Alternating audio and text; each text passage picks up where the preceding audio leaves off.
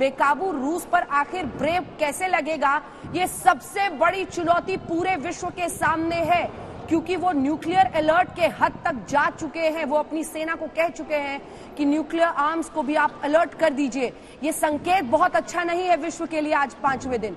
और जो परिस्थिति और तस्वीर आप देख रहे हैं, हवाई हमले के लिए भी अलर्ट जारी किए गए। रूस तो हवाई हमले कर सकता है, लेकिन यूक्रेन के एयरफील्ड्स पूरी तरह से तबाह कर दिए हैं पुतिन ने। ऐसे में वहां से इस तरह का हमले का जवाब दे पाना बहुत मुश्किल होगा। वहां से इसका जवाब नहीं दे पाएंगे, लेकिन जो उनके पास एंटी एयरक्राफ्ट वेपन सिस्टम्स हैं वो भी यूक्रेन फेजेस में खोलेगा, उनको एकदम एक्सपोज नहीं करेगा। और देखिए, ये कहीं ना कहीं माइंड गेम्स में अगर आप रशियन पॉपुलेशन को भी उकसाते हैं, उनको डराते हैं और उनकी फैमिलीज पे असर पड़ता है, क्योंकि लड़ाई का असर पड़ता है, तो पुतिन इन स्टेटमेंट से पुतिन भी तो यूरोप की पॉपुलेशन को डराने की कोशिश कर रहा है। और यूरोप की पॉपुलेशन में भी भय फैलेगा ना कि अगर पुतिन ने कल न्यूक्लियर किसी किस्म का कोई अगर ऐसी की तो हमारे लोगों का क्या होगा। ये पूरा माइंड गेम है, एक साइकोलॉजिकल वॉरफेयर का गेम है और प्रोपेगेंडा का गेम है, जो पुतिन ठीक खेल रहे हैं, ऐसी बात नहीं है। वो आइसोलेट नहीं हो सकते। एक बात माननी पड़ेगी कि कोई भी ये नहीं कह सकता यूक्रेन एक बड़ा मुल्क है, एक रेगुलर आर्मी है।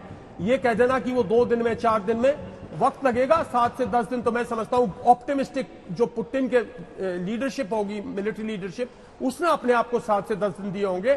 तो इतना जल्दी कुछ नहीं होता जब डिस्टेंसेस इतने दूर हो, शहर इतने बड़े हों और वो लड़ने को तैयार हो। रेगुलर आर्मी है। यूक्रेन सर लगातार दावा कर रहा है, एक बार से रिएक्शन लेते हैं, कि वो इतने सारे हेलीकॉप्टर्स को, टैंक्स को रूस के तबाह कर रहा है। उसने दावा ये भी किया है 4500 जो सैनिक है उनको लेकर। इसको किस तरह से देखें? क्या वाकई यूक्रेन इतने बड़े, मतलब रूस जैसी सैन्य शक्ति को एक कड़ा मुकाबला दे रहा है जमीन पर? ये तो यहाँ पर स्थिति ये है, मरता क्या न करता, उनके ऊपर अटैक हो रहा तो अपने आप को बचाएंगे।